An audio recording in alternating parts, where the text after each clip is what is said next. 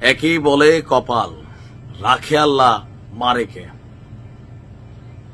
বাংলাদেশ আওয়ামী লীগের মধ্যে দেখেন যে যেভাবে নেন, আমি বরাবরই বলি জুনায়েদ আহমেদ পলক মানুষ হিসেবে কিন্তু খারাপ না, কিন্তু আওয়ামী লীগ সরকারের একদম শেষ আমলে আইসা ইন্টারনেট ইস্যুতে, শাটডাউন ইস্যুতে বড় ধরনের ভিলেন হয়েছে। আর দুর্নীতি অপকর্ম এগুলো এদেশের রাজনীতিবিদরা সবাই করে পলক কেয়ার বাইরে। তবে রাজনৈতিক কিছু শিষ্টাচার আমি দেখেছি যেটা জুনায়েদ আহমেদ পলকের মধ্যে ছিল, অন্যান্য আওয়ামী লীগের নেতাদের তুলনায় তুলনামূলক ভদ্র হিসেবে তিনি ছিলেন। ইভেন জেলে যাওয়ার পর বিভিন্ন সময় বিভিন্ন বক্তব্য দিয়েছেন, কিন্তু এটা গায়েবী মদত বলেন, প্রশাসনের মদত বলেন, নিজের সিস্টেম বলেন, বাট এটা হয়ে গেছে। ভাবা যায় যে বঙ্গবন্ধুর সেই স্মৃতিবিজড়িত বাড়ি ৩২ ধানমন্ডি, এইটা ভাঙ্গা গুড়াই দিছে বুলডোজার দিয়া।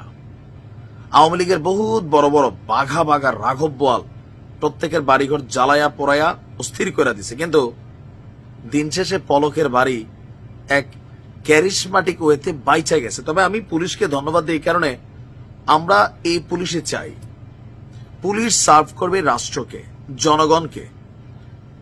অপরাধী যে তার বিচার করবে আইন, কিন্তু তার পরিবার, তার বাড়িঘর, তার জানমালের নিরাপত্তা দিতে বাধ্য এই রাষ্ট্র এবং আমাদের পুলিশ। আমরা এটাকে সাধুবাদ জানাই।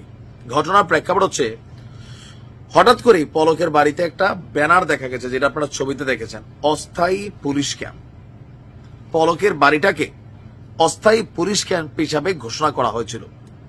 আবার 24 ঘন্টার মধ্যে এই ছবি ভাইরাল হওয়ার পর এই ব্যানারটা আবার খুলেও নামানো হয়েছে। ঘটনা তাহলে কি, এটা কি কেউ আওয়ামী লীগের কেউ এসে লাগাই গেল, নাকি পুলিশের অনুমতিতে লাগানো হয়েছে? ঘটনার প্রেক্ষাপট দেখেন।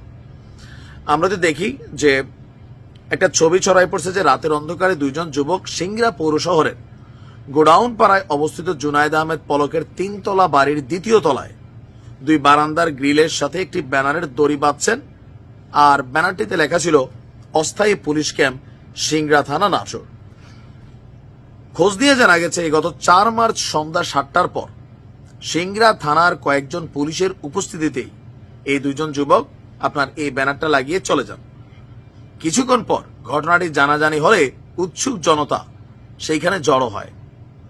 পরদিন বুধবার সকালে অর্ধপ্রহরের পর আবার এই ব্যানারটা সেখান থেকে খুলেও ফেলা হয়, স্থানীয় জনগণের বক্তব্য। তো ওসি সাহেব বলছেন যে